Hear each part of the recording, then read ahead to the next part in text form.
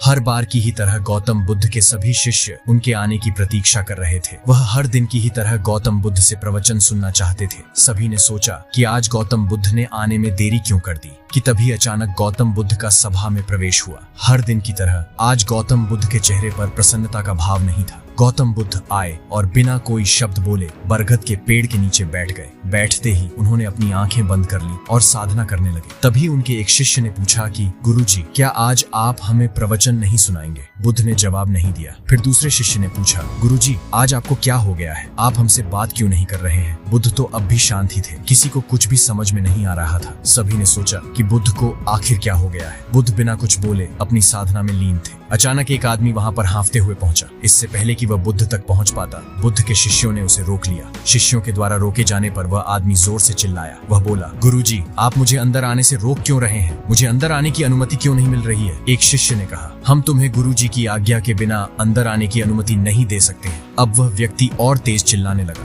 उसकी तेज आवाज के चलते बुद्ध को अपनी आंखें खोलनी ही पड़ी। जैसे ही बुद्ध ने आंखें खोली, उस आदमी ने अंदर आने की पूरी कोशिश की, लेकिन बुद्ध ने अपने शिष्यों से कहा, इस इंसान को अंदर मत आने देना। ये आदमी अछूत है और अछूत इंसानों को मैं अपनी धर्म सभा में आने की अनुमति नहीं देता। सभी शिष्य बुद्ध की बात सुनकर हैरान रह गए। सभी शिष्यों ने सोचा कि गौतम बुद्ध कब से छूत अछूत जैसी बातों पर विश्वास करने लगे। इसी बात पर एक शिष्य ने बुद्ध के पास जाकर पूछा, क्या हुआ गुरुजी, आप इस व्यक्ति को अंदर आने से क्यों मना कर रहे हैं? आपने तो कभी भी किसी की जात पात को लेकर कोई भेदभाव ही नहीं किया, तो फिर आज आप ऐसा क्यों कर रहे हैं? बुद्ध ने अपने शिष्य से कहा, तुमने एकदम सही कहा कि मैं छूआछूत जैसी बातों में विश्वास नहीं करता, पर यह व्यक्ति तो अछूत ही है। शिष्य ने कहा, अगर इसकी जात अछूत नहीं है तो फिर यह अछूत कैसे हुआ? गुरुजी, मेरी उलझन को सुलझाओ गुरुजी। बुद्ध ने कहा, तुम इसी से ही क्यों नहीं पूछते कि यह अछूत क्यों है? फिर बुद्ध के शिष्य ने उस आदमी से पूछा कि उसके अछूत होने का कारण क्या है, लेकिन उस व्यक्ति ने जवाब ही नहीं दिया। फिर बुद्ध ने कहा, यह व्यक्ति क्या जवाब देगा? इसने तो घोर पाप किया है। दरअसल हुआ यूं कि मैं आज भिक्षा लेकर बाजार की ओर से आश्रम आ ही रहा था कि तभी मेरी नजर इस आदमी पर गई। यह आदमी अपनी पत्नी को भरी सभा में फटकार लगा रहा था। इसने अपनी को ऐसे अपशब्द कहे